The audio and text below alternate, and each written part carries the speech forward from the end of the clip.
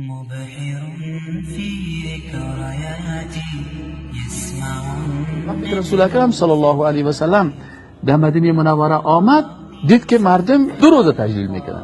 یکی به نام نیروز بود، عرب ها رو نیروز میگفتن.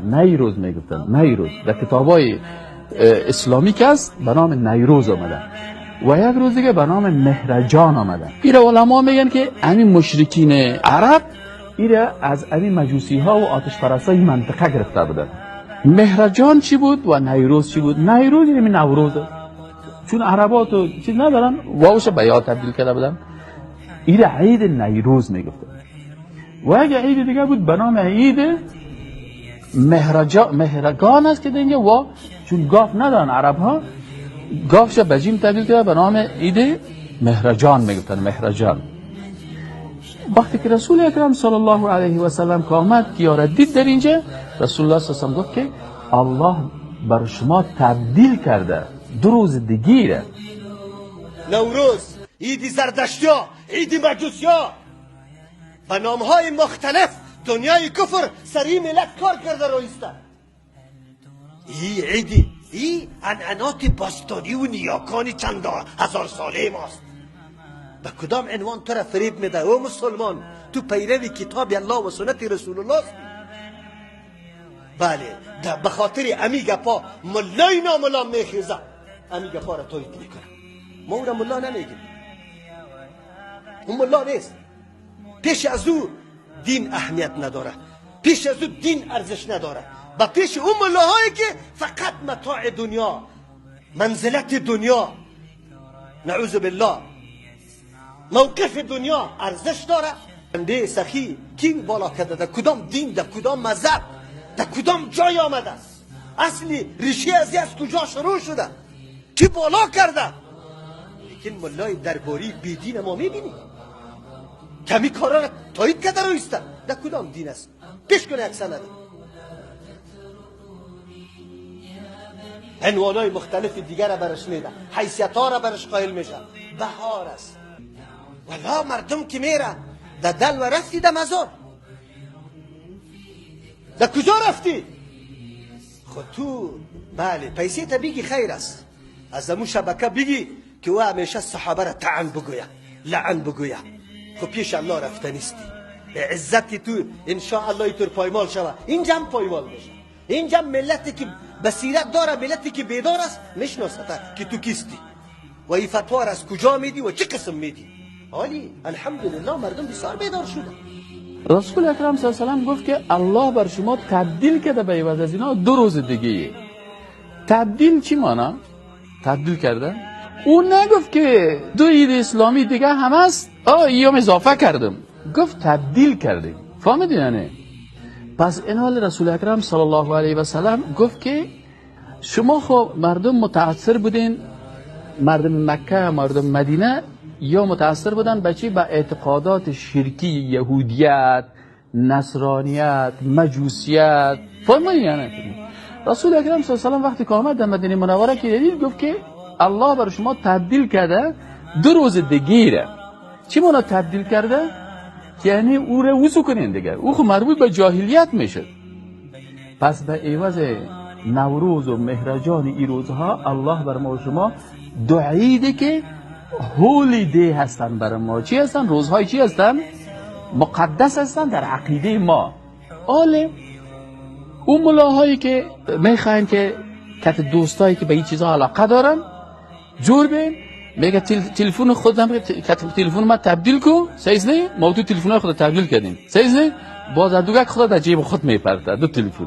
کلمه تبدیل معنایش نمیفهمه.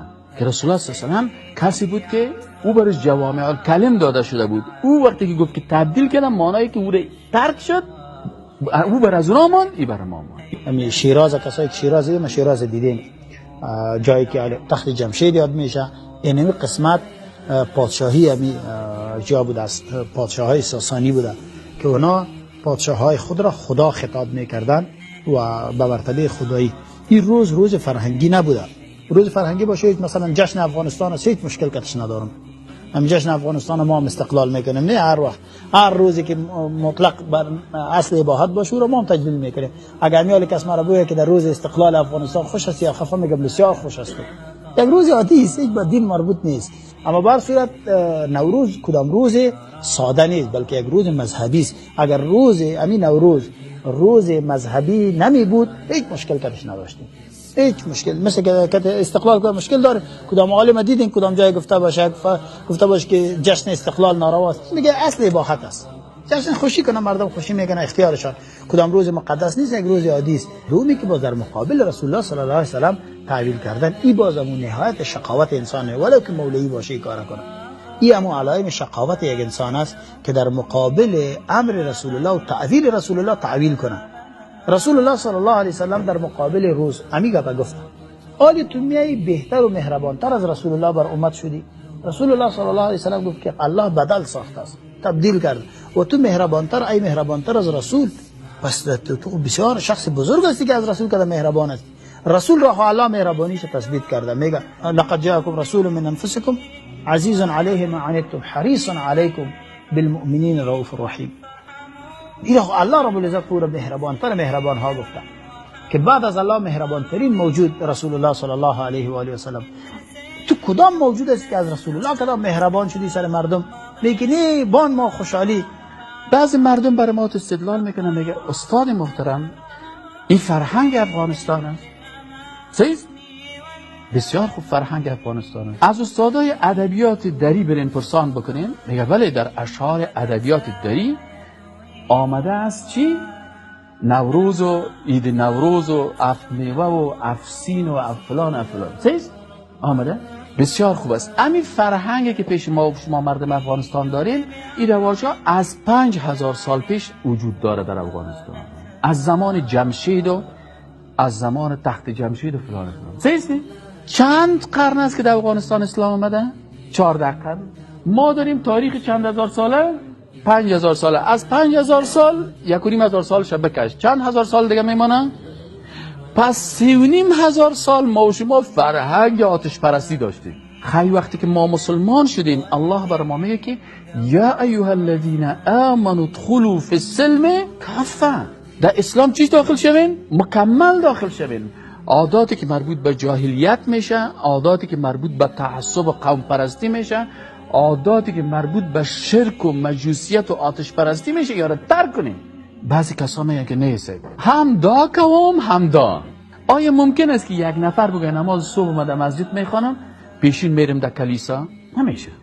دین تجزیه نمیشه. بناهن موضوع حدیث صحیح صریح رسول الله صلی الله علیه و آله آمده با تبدیل شدن عیدهای سابقه به عیدهای عصر جاهلیت به عید چی؟ به عید اسلامی تبدیل شد. ما دیگه حق نداریم که اونم بگیریم ایران بگیریم. الله تبدیل کرد برای ما، تبدیل کرد رسول الله صلی الله علیه و آله و الله بر ما میگه و ما آتاکم الرسول فخذوه. میگه آیا نوروز در قرآن آمده؟ بله آمده. در کجایش آمده؟ امی آیت قرآن آمده که و ما آتاکم الرسول فخذوه و ما نهاکم عنه فانتهوا. امر قرآن شد. پس از نگاه تاریخی خب میگن فصل جدید است. فصل جدید بسیار خوب است. در جلال آباد خیلی فصل جدید نیست. اونجا باز چطور میگی؟ اگر نه کلگی بره جلال آباد عرقاش سر میکنه. اونجا هنوز گرم شده میره. پس به این خاطر انسان مسلمان به چیزی افتخار بکنه که دستاورد خودش است. این طبیعت و انسانی که هست خلق شده این مربوط الله هست. من روز ولادت خود تجلیل میگم. من در روز ولادت خود چی نقش دارم که بخیزم تجلیل کنم؟ چی نقش دارم؟ هیچ. فصل تبدیل میشه. وقتی که فصل تبدیل میشه امر الله را سر تطبیق بکنی که اطاعت از الله بکنی. تو مخالفت با الله و رسولش کنی.